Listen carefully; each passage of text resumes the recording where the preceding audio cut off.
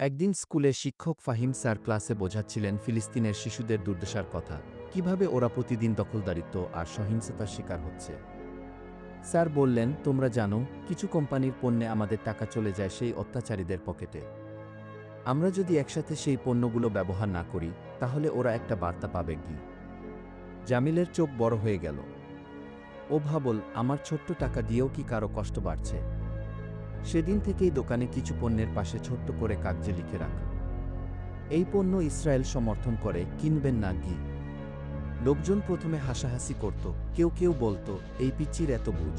কিন্তু আস্তে আস্তে এলাকার মানুষ সচেতন হতে লাগল। তারা বিকল্প খুঁজে নিল, আর জামিলের দোকানের সম্মান বাড়তে লাগল।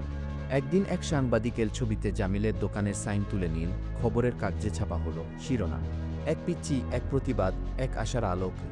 জামিল এখনো জানে না ভবিষ্যতে সে কি হবে, কিন্তু একটা জিনিস সে জানে, ছোট হাতেও বড় কিছু করা যায়।